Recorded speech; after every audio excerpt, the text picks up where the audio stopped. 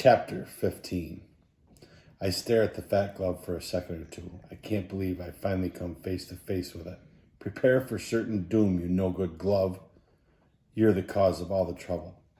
Snarling, I bare my teeth. I take a running leap. I pounce, clenching it tightly in my jaws. I whip my head from side to side.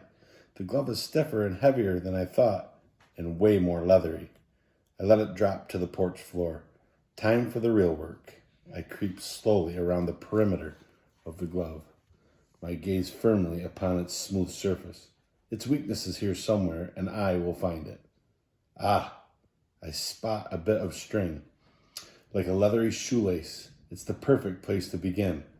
And I examine the glove more closely. I see more of them, lots more, probably millions. Could this be the easiest job ever? I chomp down on the nearest bit of string. I tug and I tug with all my might. I will not relent. But the string is not budging. I have to stop and rest, panting like a weakling, until I spot a more vulnerable-looking piece of string right next to it. I'll get you, you other piece of string. My teeth have been preparing a lifetime for this very situation. Chomp! I pull and pull. My jaws are tired, but they will not give up.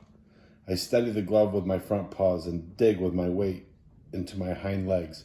I tug my head back and back and back. For a long, long time, I keep at it. Now and then, I hear the ladies' voices next door muttering to each other. What's going on over there? There's no time for socializing. Nothing will distract me from my goal. After more and more biting and pulling, I hear an encouraging ripping noise. Progress? With each tug, the string rips a little bit more.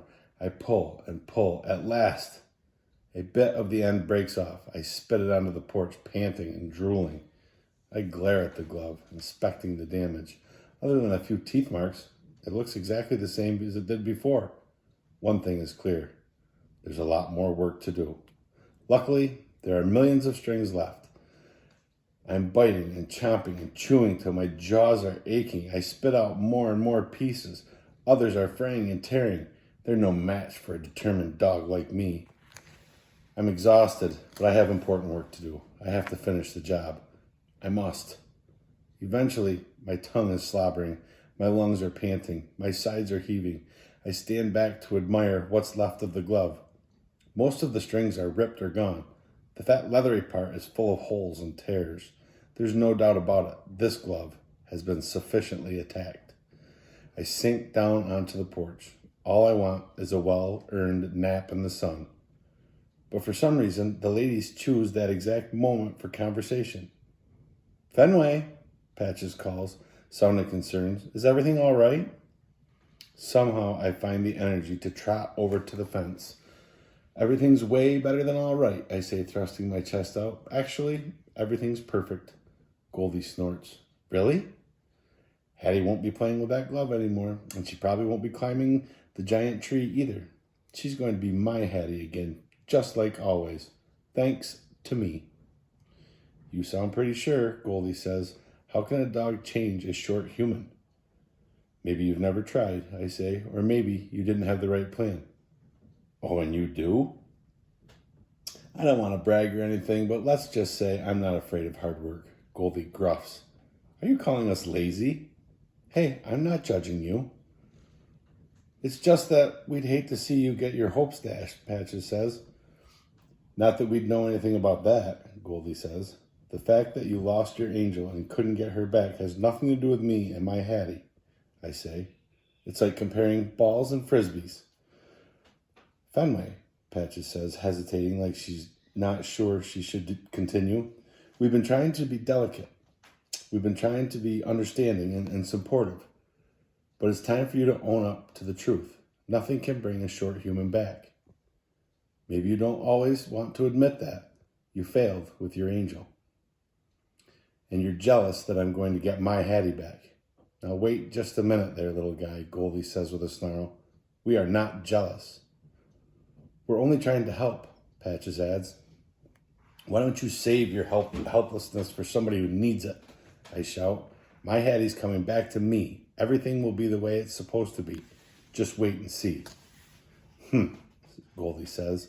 The sliding door thuds, and we all turn. Hattie, an Angel. Looks like we're about to get that chance, Patches says.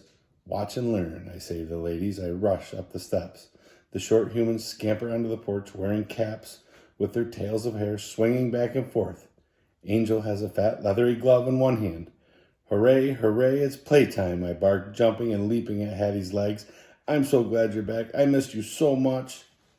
Instead of reaching down and petting me, Hattie stands up tall. She gives Angel a quick glance, then looks at me. Sit, she says in a commanding voice as I paw her shins. She points to the floor. She's trying to tell me something. But what? Are there treats on the floor? How could I possibly have missed them? I circle around, busily sniffing the area around Hattie's feet. I must find those treats. Okay, I hear Angel say. I keep on sniffing, but I do not smell any treats. What's going on? All I smell are those leathery bits from the glove. Apparently, Hattie notices them too. What? She cries, hurrying to the corner of the porch and grabbing the glove. She turns it over, examining the destruction. Angel joins her. She leans in, her hands on her hips. Hattie's whole body sags. Clearly, the glove has let her down. It worked. My tail goes nuts. Hattie won't want to play with the glove anymore. Now we can play chase. Come on, Hattie. I bark, bounding down the porch steps. Try to catch me. I start running through the grass. Sure enough, she's hot on my tail. Angel, too. I knew it was the best idea ever. But I have to admit, it's working even better than I thought. Fenway, Hattie yells. Around and around we go, zigging and zagging all through the dog park. My ears blow straight back. My fur ripples in the breeze. My tongue lolls to one side. I sure hope the ladies are watching. I hate to say I told them so, but Fenway! Hattie screams even louder, pretending to be mad and growly. She loves playing chase as much as I do. It's our favorite game. I'm racing around the giant tree when I see Angel coming at me from the other way. Ha! Does she think I'm an amateur? I instantly twist in reverse directions, but when I come out the other side, there's Hattie. And Angel's still behind me. They've got me cornered. It's important to win, but there are worse things than being nabbed by Hattie. And besides that, I'm officially trapped. As she scoops me up into her arms, I go to lick her cheek. She makes a sour face, and she smells mad. Super mad.